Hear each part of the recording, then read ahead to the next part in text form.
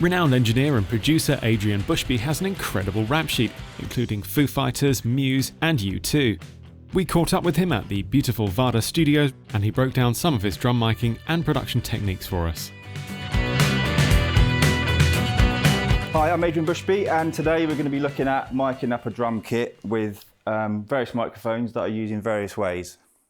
Okay, generally when I mic up a drum kit, I try to cover all bases for using the drum kit in various ways. So it would generally look like I'm plugging up 100 million microphones that I don't really need, but sometimes I'll lose the majority of them and might just need a certain section in the song that could just use one of these and a kick drum or just the overheads for some reason. So I'll generally cover myself for everything, but I'll also generally know what sort of music I'm working on before I plug a microphone in. But I try and cover all bases for if I need to zoom in on something for a particular section or process it in a certain way. So I'll generally have a lot of options and decide on one very quickly. The main picture of my drum kit when I go into it is probably the overheads. It's generally where I prefer to start. It's the overall sound of the kit, and I prefer out like room mics to be a bit closer to the drum kit. I also have some ambient mics, but I prefer to have either a pair capturing the drum kit and then bring other stuff in to like bring out punch and clarity when, you know, depending on the genre you're working with. The 87s, it wasn't always 87s, but it was normally a couple of condensers in that sort of close together, but facing out from each other. I found that it helped the phasing a lot more. I was finding with the really wide overheads that sometimes it would get a bit. Sometimes you put them in and the kick and the snare would just as much as you worked on the phase, it would always, one side would be worse than the other. So I started doing that mainly for quickness, and it seemed to work really well.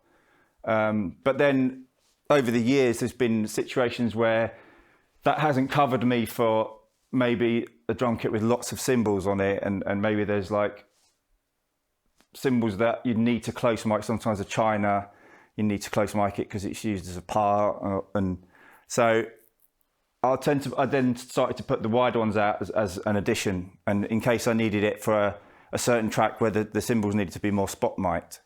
So yeah, that's why I have two pairs of overheads up. Generally don't use them together. The Coles mics that I put there are always there for general kit sound, but more from the perspective of looking at the kit. I'll tend to play around with where they're sitting. I'll sometimes ring them quite low if I want to get more of the, because obviously the overheads will cover the cymbals and I don't want them all steaming in there too much. So I'll generally bring them a bit lower once I've had a listen. To be honest with you, he's not got any, they'll be more like that for me really. Because then that's looking at like the kick, the snare and the tom. And then that's looking more that tom. So let's just fuck it. You just get a nicer sort of punch drum kit sort of overall sound. Like, and the overheads, you get a nice kit sound, but obviously you've got more top end in there. Whereas that will sort of, I'm gonna get all OCD about that now. This will cover me more, yeah, sort of shells and kick snare toms. And it sort of breathes, once you start putting a bit of compression on it, it starts to breathe with the kit a bit more. The distance of the mics that you're using away from the kit is pretty crucial, basically, because you have, instantly you've got phase issues that you need to take care of. But I always find the best way to take care of that is to use your ears. I know a lot of people measure their overheads and do it at the correct distance, which is good. It's a science, I guess there's a science behind that, but I would never just rely on a measurement or a previous position of a microphone, because we've always got to check your phase, you know what I mean? Because for all you know, that this microphone lead that's plugged in on a different day might be a phase reverse microphone lead. So you've always got to use your ears. I mean, it comes with experience knowing that generally, last time I put this mic up 2 weeks ago, it worked pretty well there, but it might have been a different drum kit and blah, blah, blah, and it could have been a slightly different place. So you'll always have to have a little play around to check the phase. But again, you always use your ears. That's the main thing. It's what we're there for. I always double mic the toms. I always have done ever since I worked with a Canadian engineer called Mike Fraser, who back in, well, I worked with him back in late 80s, early 90s, and he double mic'd the toms, and it was just a bit of a revelation because I'd never seen it done. I mean, it's quite commonplace now, but it just created this depth that, I don't know, I get quite obsessed with toms sometimes because they tend to get overlooked a bit, but I quite like sort of making sure that they're in the drum kit.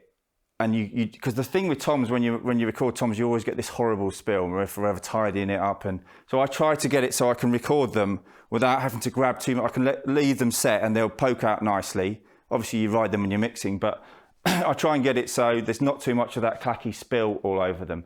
And for some reason, doing the top and bottom, because it's the same process as the snare under snare. You have to reverse the phase of it. Well, check it first, but generally you need to reverse the phase of this. And you do sort of get this sort of, I guess, sort of a phase rejection of spill. But it's just a really, I mean, it's always worked well for me, and I always put a dynamic on the top and a condenser underneath.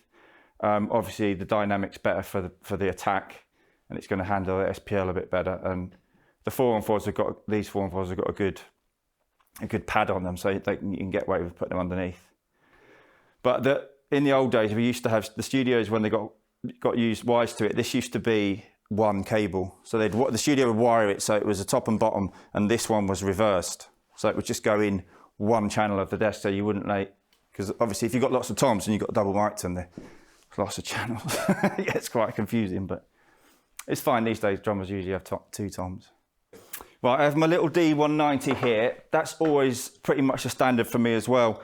It's just got this nice little sound that I always end up using it. I don't know. It's like I think it comes from the days back in the 90s where I was recording a lot of live drums, but they wanted them to sound like loops, like say sampled loops and stuff. So sometimes you could get away with just a mic here and a kick and a snare, and you could process this with like EQ and compression and make it sound quite lo-fi and loopy.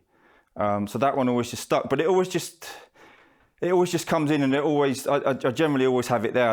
A lot of these mics that I put up, I generally put them up, chuck everything in, and then as I'm listening, that one doesn't work, that one's not very good, or that one I could cut that in. But this one generally stays the distance for the drum kit. Just works really well for me. I just have always used it. 3 mics at the moment on the kick drum.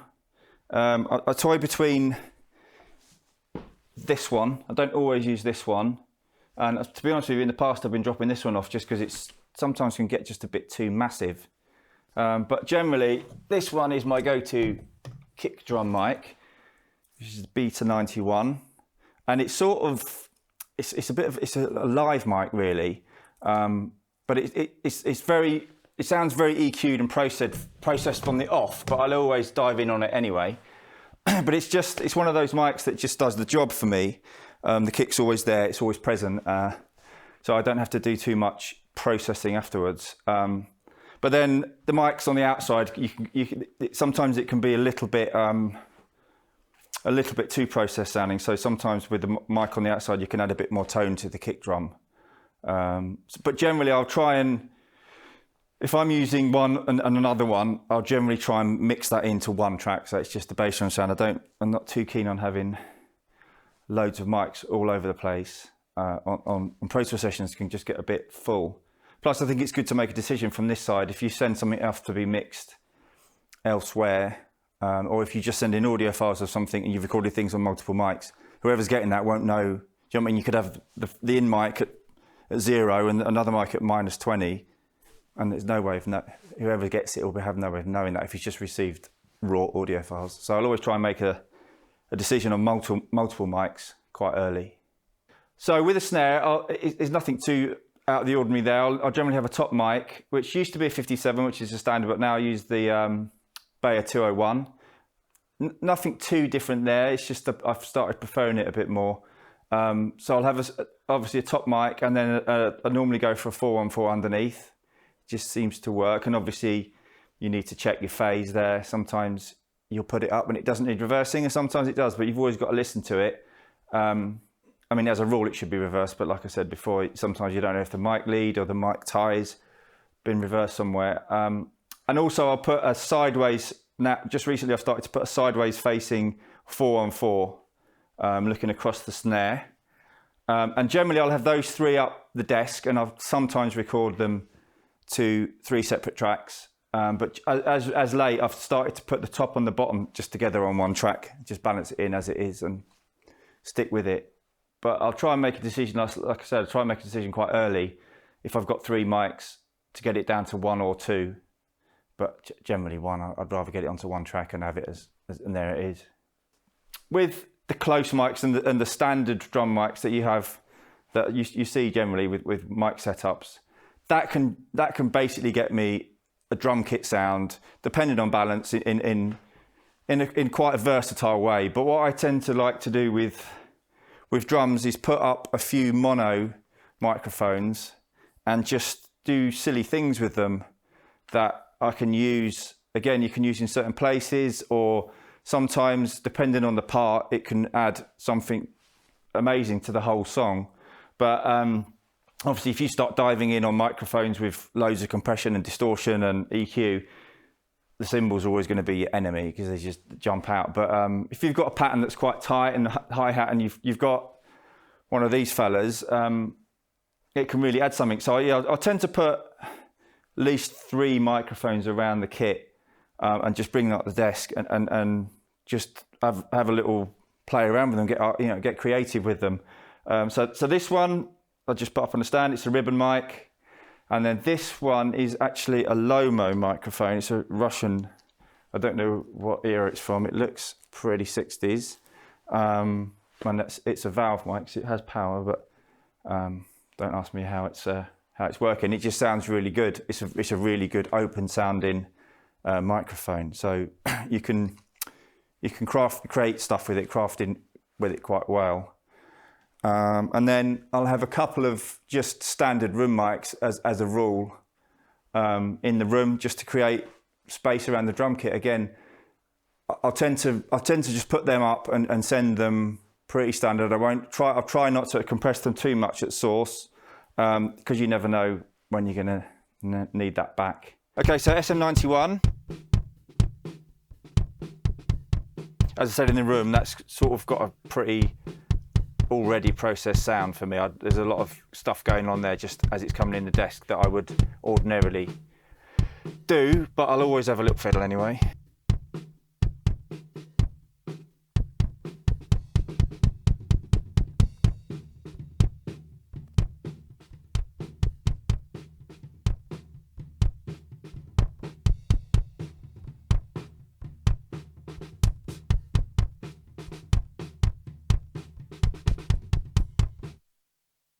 Okay, now the other bass drum, which is the Kiwi, which is a sort of kick out.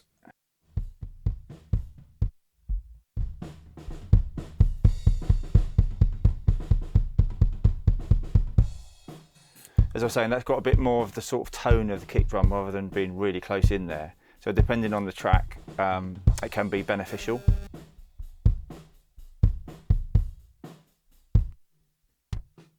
Okay, so I've got the SM91 up, and I'm just going to have a listen to the Kiwi mic and just check what the phasing's doing between the two of them.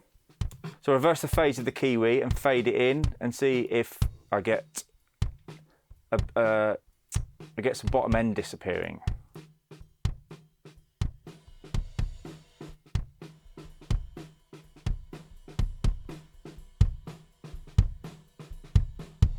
So there you can hear the bottom end all of a sudden kicks in. So this is, I'll switch between in phase and out of phase, but with the 2 mics in together. So this is in phase. And now I'm going to reverse it.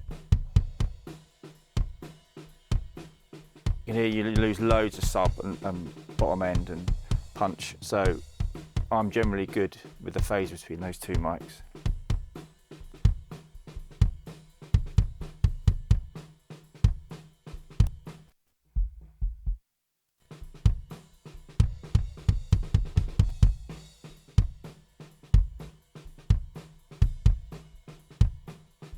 Like I said, I'll use the same process adding the sub kick, which is the little NS10 speaker. This is in phase.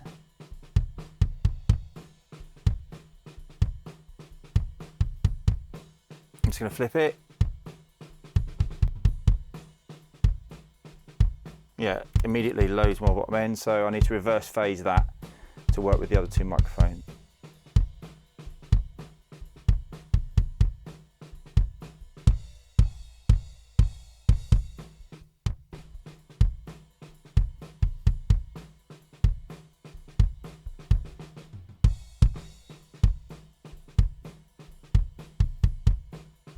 Okay, so for me, I'm really happy with those three mics working together. So I've just routed them to the one track now.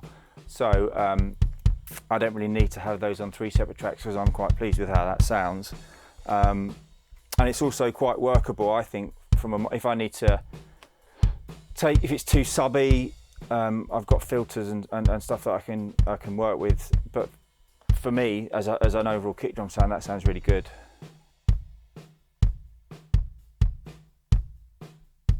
So now I'm going to have a look at the snare drums.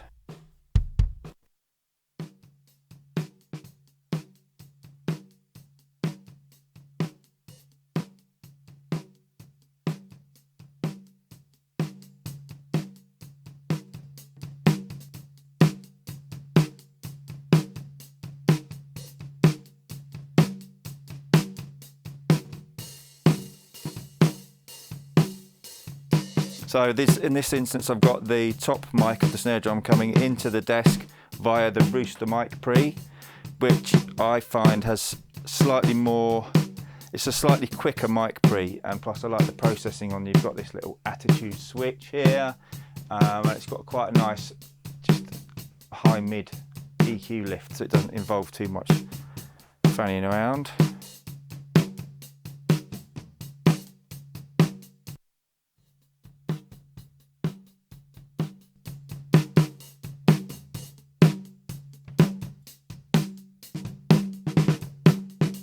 Okay, so I've just brought up the snare mic, top mic 414, which is facing sideways on. So if the 57's doing that, the 414's looking that way across the snare.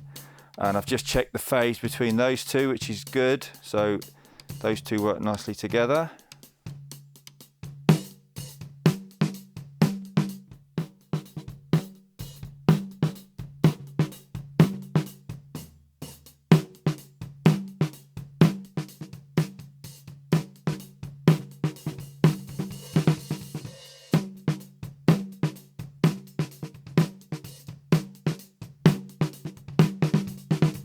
I'm just checking the balance between the two mics to see whether I want to record them on one track, and I think I will because they work well together. So I was just balancing between the 414 adds a lot more sort of overall sound, like tone and slightly less close mic'd sound, but the Bay is adding the front, the sort of the punch to it. So I've sort of just tweaked the balance between them two to get a sort of overall sound.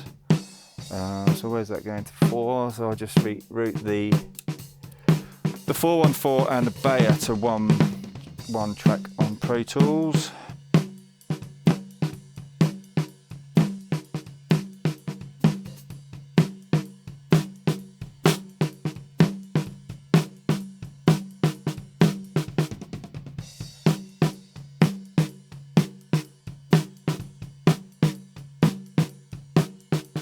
Okay, so I've just faded out the bottom mic in there just to balance in a bit of the under sound, the snare sound of the snare drum. I was just checking the phase and it wasn't too drastic, but there was a slight change in bottom end. So for some reason it's coming in better in phase.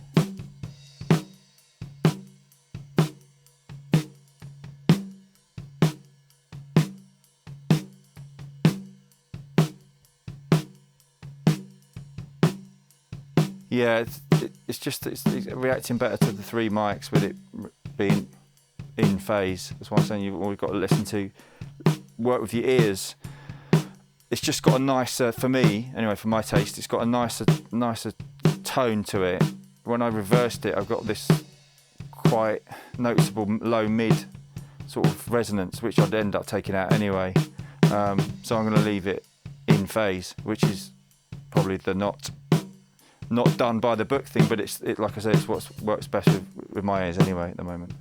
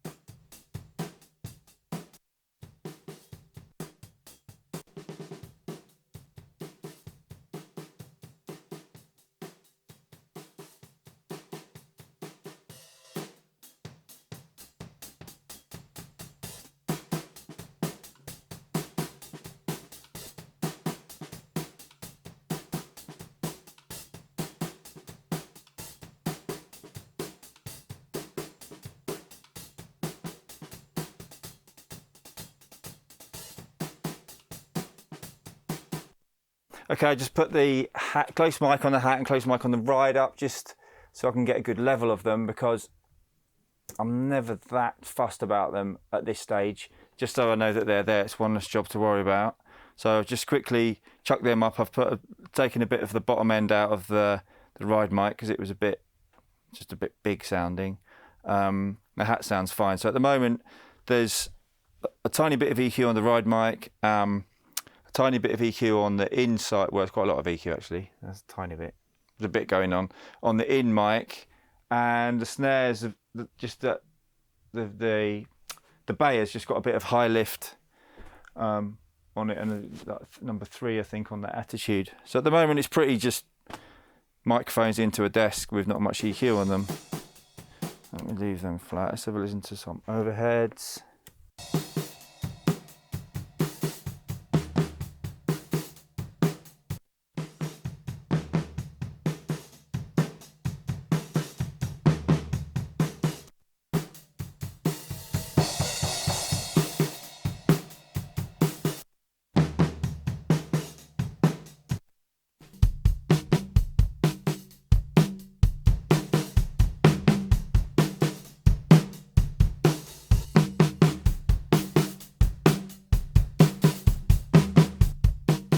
So what I've done is I've just put the overheads up, start looking at those, and I've got the close 87s and the wide 84s, and what I've done is I've put the kick and snare sounds up and just put them in pair at a time and just check the phase to make sure that it's all sort of still there. So I've listened to the close 87s with the kick and snare.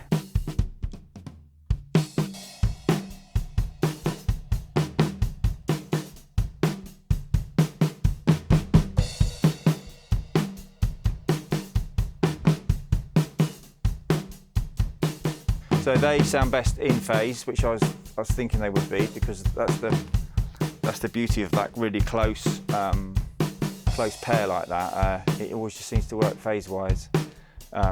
So yeah, when I pop them out of phase, it just goes a bit smudgy and a bit distant. With the kick and the snare goes a bit spongy. So they're good. So let's have a listen to the wide ones.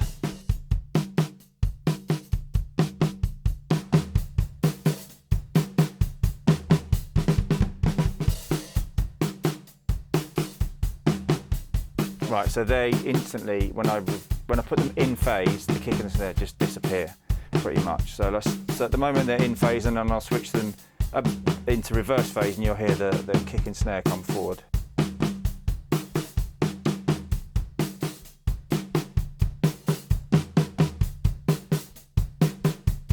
So that instantly came forward. So I'm happy with my phase of those mics. And then if I put the two pairs in together with the kick and snare, we should have something that works pretty well as a whole thing.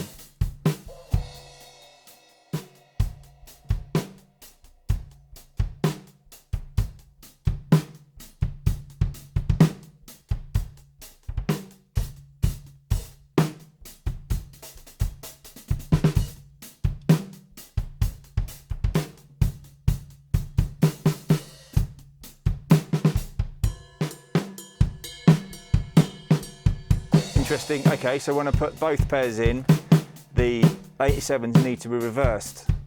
So that's what I'm saying. You always need to use your ears to check whether I'll use these two pairs as the whole drum sound is another matter. So what I'd probably do now is leave them both reversed so they work all together. And if at some stage I took one of the pairs of overheads out, I'd have to then recheck my phase.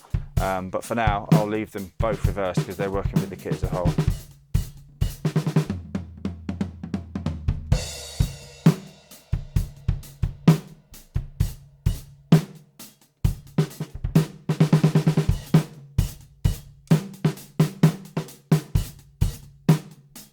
Okay, let's have a look at these Coles mics that are up the front of the kit.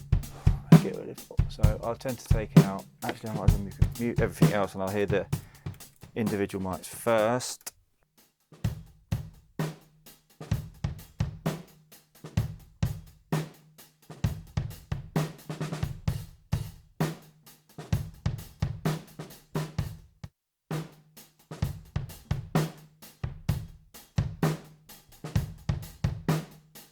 So for these mics, I've got them going through my Neve Kelso box because it's got some pretty nice mic pre's on it. Again, I just like the sound of them. It's good, nice, quick pre's, good like punchy tone to them.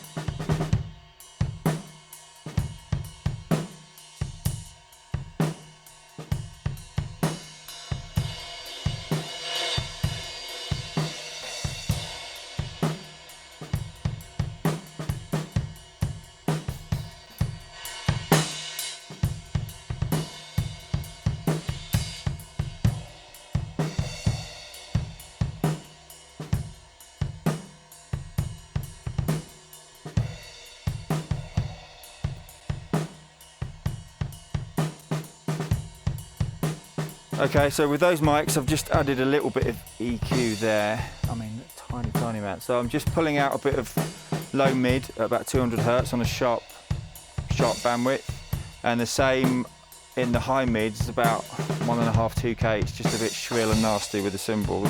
So I just weed a tiny bit out, and then down the bottom and top, I'm adding like 50 hertz just to give it a bit of fatness. Again, about 2 or 3 dB, not a lot, so I'd sell this desk. And then again at the top, like 16K, just a bit of sparkle. That's top end up there, doesn't get too harsh. There's obviously cymbals, you've got to be careful.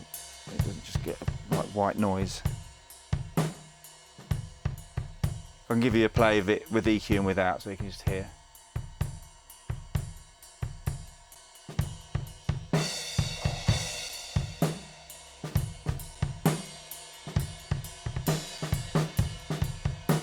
Yeah, it just gets a bit smoother, a bit nicer on the ear, a bit less harsh, more usable.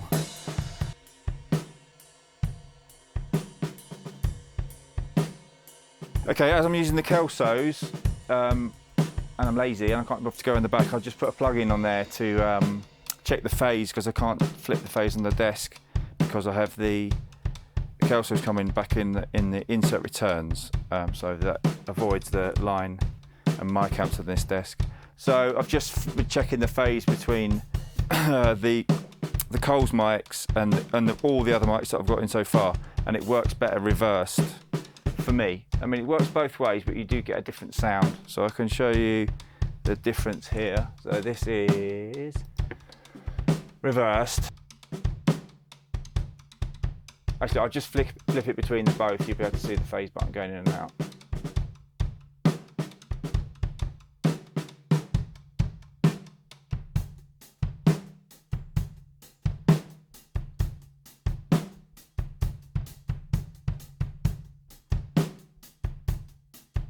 Now for me, I mean, it works both ways, so that could be a taste thing, but for me that just clears it up. It clears up, it gets a bit muddy in the low mid when it's in phase, but it's not phasing in a right or wrong way for me. It's just changing it.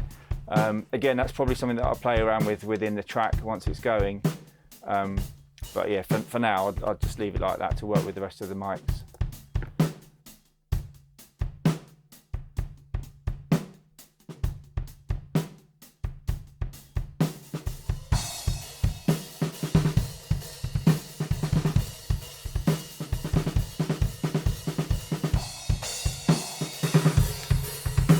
Well, I've just quickly bung some of the standard just room mics that I've got up on the balcony in there, so they're just quite high.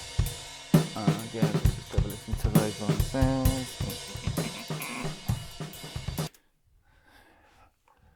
Where are they? There, room 4. Should work.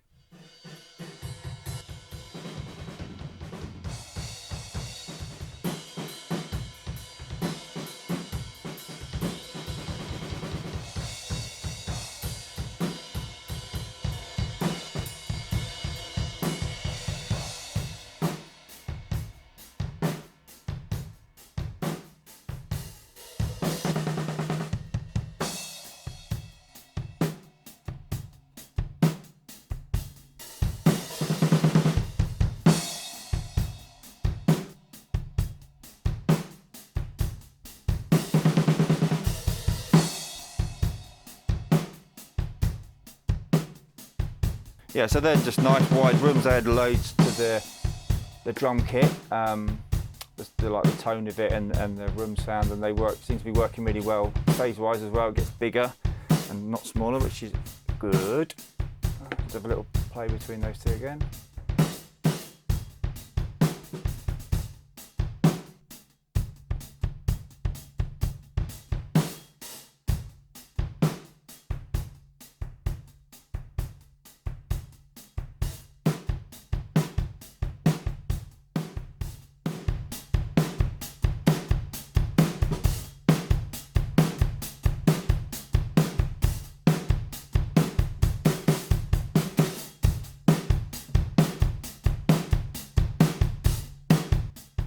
So what I'm doing there is I've got the advantage and the luxury of having a really good bus compressor on this desk. It's the famous SSL 4000 bus compressor, because I haven't really touched anything with compression at the moment.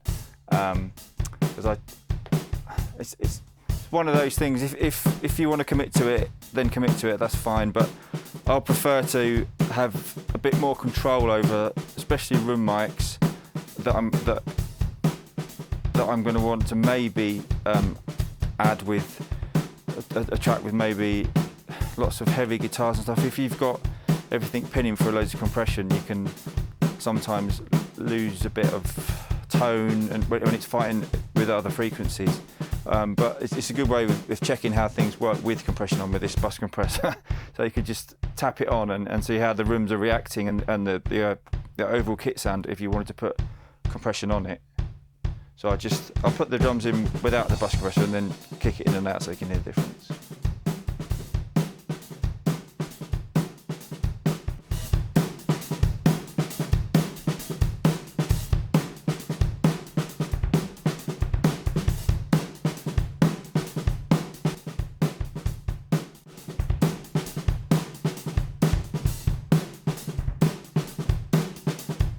Okay, this is quite an interesting thing what I was talking about in the room when I was saying about the Coles mics having like a breathing. When I've got the compression on and I switch the Coles mics in and out, you can definitely hear, like I said, it's like a chest area. I can just tell that there's more going on as if you were standing in front of the kit. So I put the drums in again with the bus compressor on, and Cole's mic's in, and then I'll switch them in and out, and you'll be able to hear, hopefully, some difference. Well, I can hear a lot of difference, but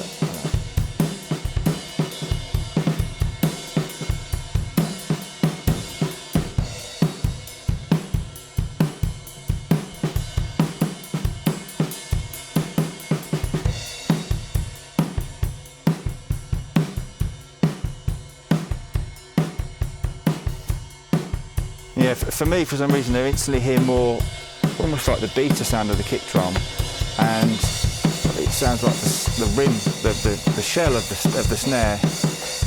I don't know, just maybe it's psychosomatic because now I'm putting them in, but it definitely, sonically, I can hear that coming forward, which is awesome. And so now, that's basically, apart from the toms, which I'll get into hit individually in a sec. So look at this antelope mic. So let's have your rack tom. That's what it's called, isn't it? Rack tom. So with toms, this is the probably only stage where I'll just get the drummer to hit the tom. It's much quicker, and if you ask them to play a drum beat with some tom fills in it, you get like one tom. So this is much easier and more efficient just to get a tom sound. So I'll have a listen to the rack tom, top and bottom mics.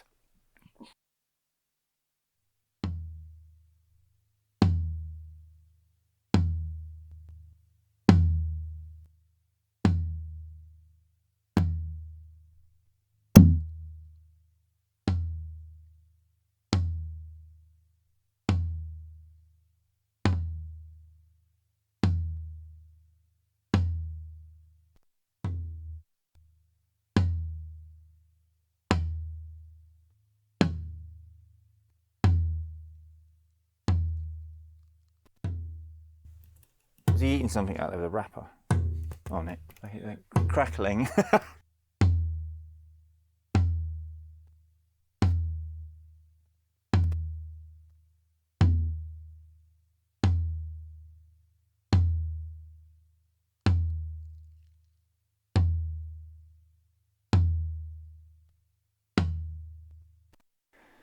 Okay, so let me just go through what I just did there. So I just had a quick listen to the top mic and gave it a little bit of EQ, which I tend to like. So I've added a bit of, again, like really high top end, a little bit of mid range, about a 1K, like straight up bandwidth, just to get a bit of like stick, the attack of the stick sound.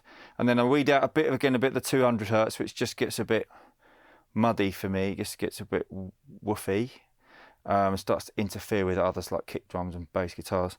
And then add a bit of like 50 hertz. It's pretty much sort of a bit of low mid out, a bit of low bottom in. And then I put the bottom mic in and just check the phase quickly, and it does need to be reversed as I thought.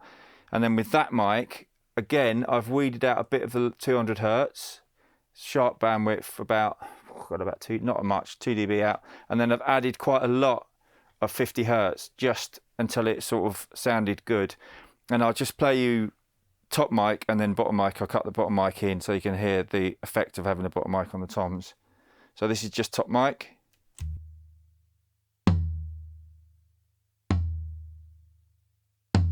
And now I'll put the bottom mic in and out.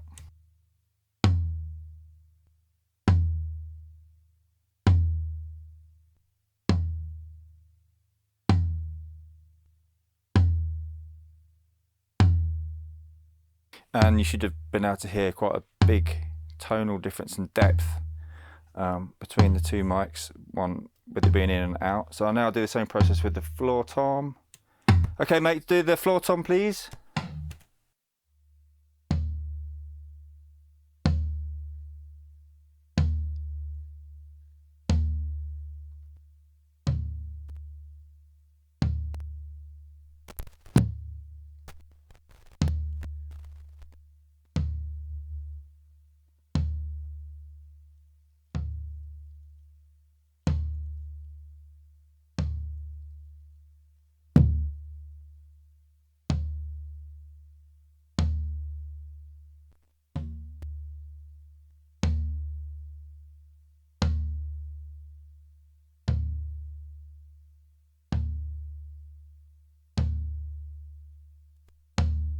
Okay, mate, both toms now, one then the other. That's okay there.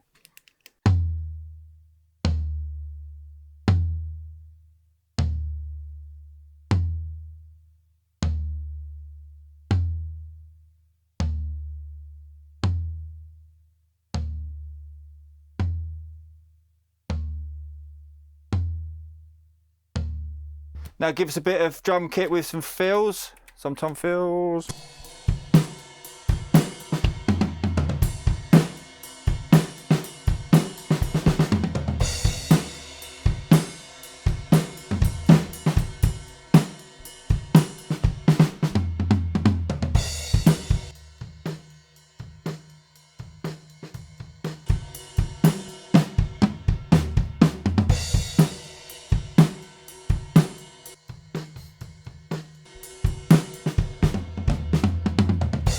So, right, 2 secs. So, what I was doing just there, I put all of my drum mics back in, bar the crazy ones I'm going to look at in a minute, and just checking how clear the toms are coming out of all the mics. And for me, they came out really well, just sitting there as a balance. Obviously, when you're mixing, and if you want a certain feel to jump out or a bit more detail of it, you can ride it. But as a working balance, that sounded really good to me because they were clear. I could hear everything. And plus, when I was cutting in the tom returns within the whole kit, I wasn't getting that nasty, clacky tom spill that's really not nice to have in. It's there when you solo it, but it's not very apparent when it's in with the kit. So for me, that works really well because I've got a good, clear working balance of the toms within the whole kit. So I haven't got to balance the tom mic so low that you can't hear him when he's playing because of the horrible spill. So I'll just get him to play again, and I can solo the toms and cut them in and out. Can you do that again for us, please, mate?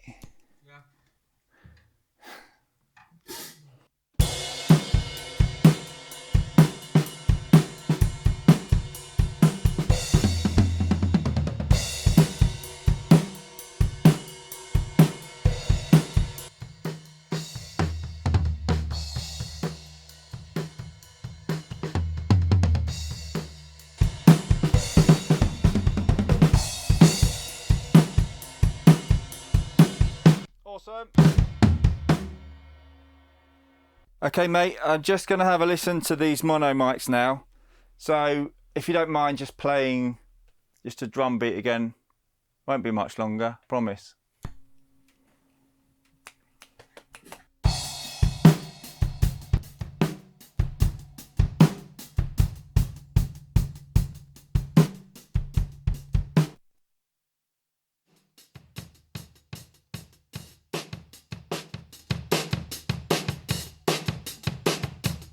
So this is the AKG microphone that's facing on the side, facing into the snare.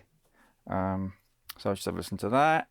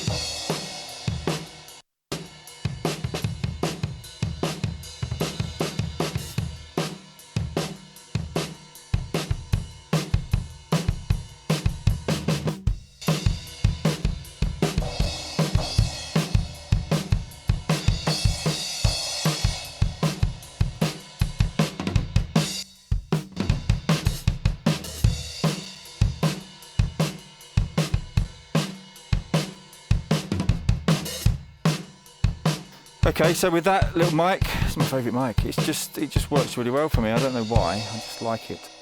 Again, you can probably hear that it sounds quite lo-fi, and when it's by itself, it's quite like loopy sounding almost. And so with that, I've added quite a lot down the sort of 60 hertz end.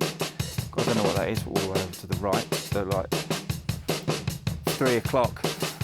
And then again, a bit weeded out a bit the 200 hertz, and taking a bit of 3K out because it's just getting a bit shrill, but I'm adding a bit of 1.5K on the high frequency of this desk. It's quite nice. It just works really. I don't know if it's 1.5K, but I've always got it there, and that brings out a bit of the sort of rattle of the snare, sort of. Yeah, it's got sort of, I don't know the way to describe it. It's just got like a nice knocky sound, and then I'm adding just a little tickle of SSL compression on hard fast attack, just to give it a little bit of movement. So I can play the mic by itself, and I'll take the EQ in and out.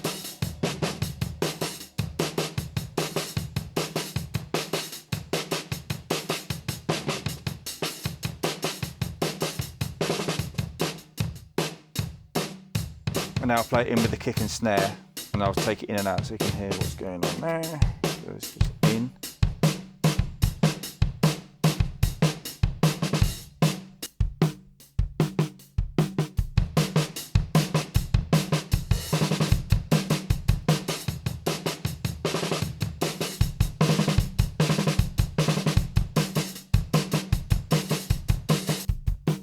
Okay, now let's have a look at that other mic, which is the Lomo, the square crazy Russian Lomo.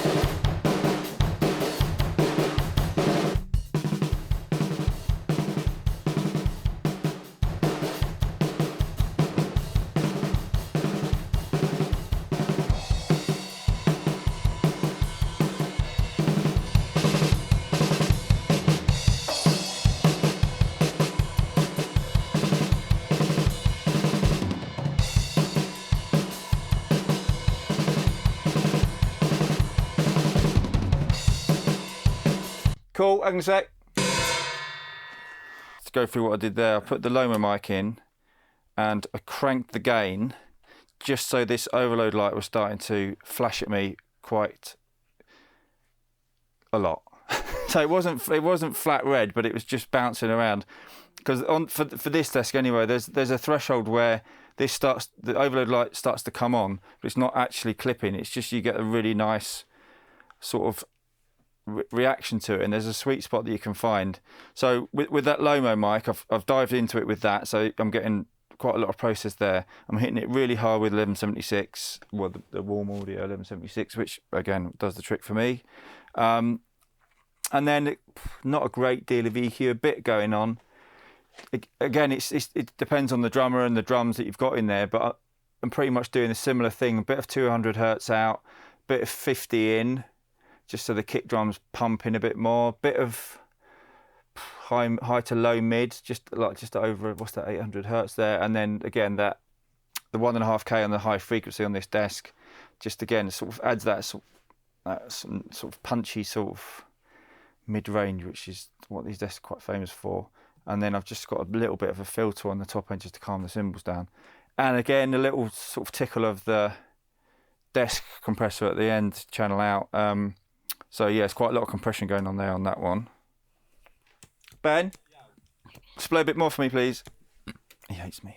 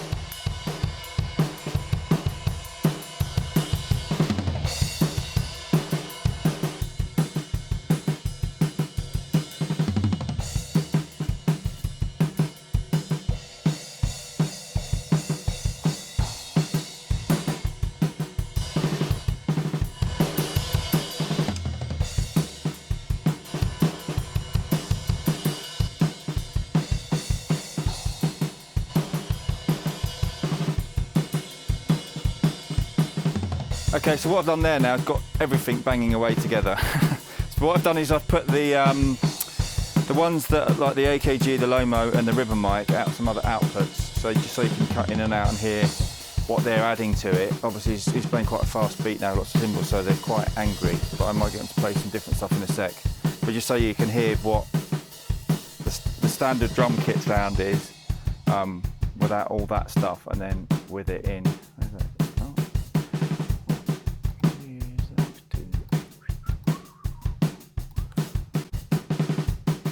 So this is without the crazy mics, then I'll kick them in and out.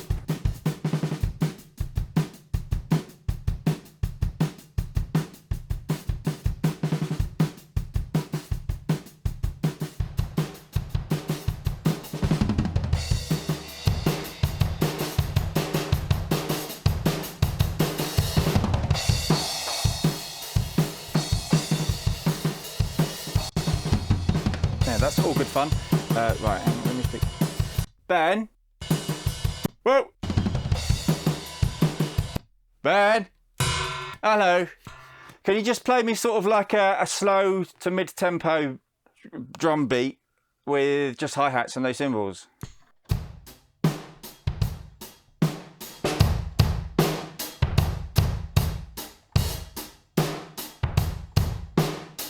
That's where you can like add stuff. If you've got a beat like that, it's quite, you can really go in with those crazy mics.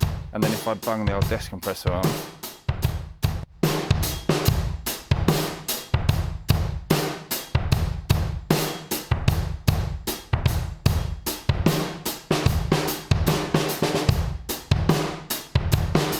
That's quite good fun. Okay, Ben, can you play like almost like a loop, like a breakbeat type loop, kick and snare and hat sort of?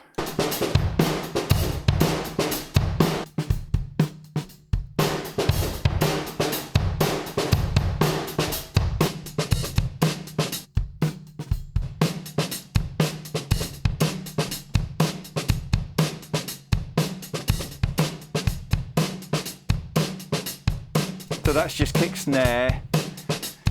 I've muted on this, I'm just hearing the kick snare and the little D190, the AKG. So I'll just play that with it in and out so you can hear what it's doing.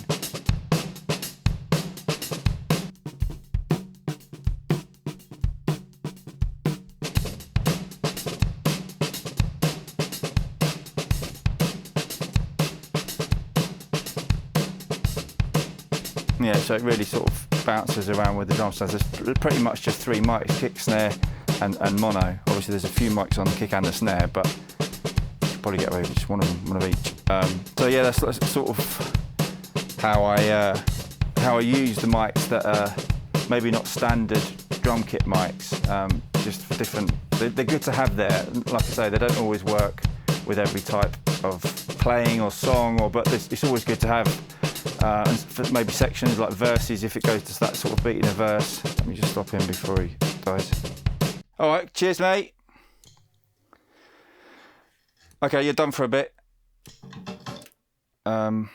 Yeah, so that's basically the long and short of it, really. That's how I get it up. That's where I start from, and I go from there. Okay, so at this point, I'll be ready to now start doing drum takes. So we're going to start recording some takes. And if you want to go onto the Sound on Sound website and download the stems, you can have a play around and have a little mix of your own.